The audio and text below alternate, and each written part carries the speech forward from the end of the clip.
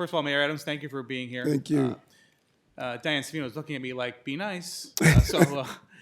Look, we all know that the root cause of the problems that you're experiencing with the migrant crisis is the fact that the Biden administration has failed to secure our border. Okay, that's the disease that has to be cured.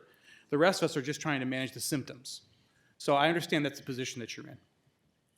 But if I heard you correctly, you're saying it's about a $10 billion cost this year. The federal government has not stepped up, and you would like the state to increase that $2.4 billion to like $5 billion? Is that correct? No, first level is the state agreed to a third. We would like to get them to the third. And the reason they agreed to the third, because we was going to break it down, a third for the feds, a third for the city, and a third for the state. The feds never gave their third, so we're getting 70% of the burden. And we're saying that we're the economic engine of the state, and we've always been here for the state. We need the state now to be here for us in the city. So you reached out to the federal government. They originally agreed to the third, or was that the proposal? And they just decided to?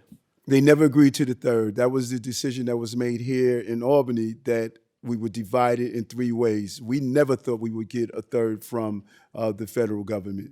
Okay. So what kind of response do you get from the federal government about, essentially, I mean, are you calling on the federal government to secure the border to help stop this?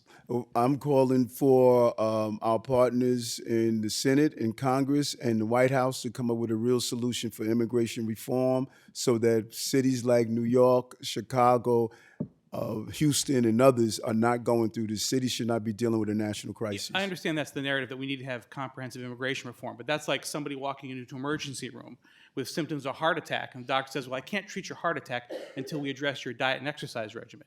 No, we have to address the security threat to the first and foremost. But so with that being said, my next question is, New York City remains a sanctuary city, which is a welcome mat to people across the world to come here. Do you stand on the policy that New York City should remain a sanctuary city? Yes, I do. I think that being a sanctuary city is the origin of all of us.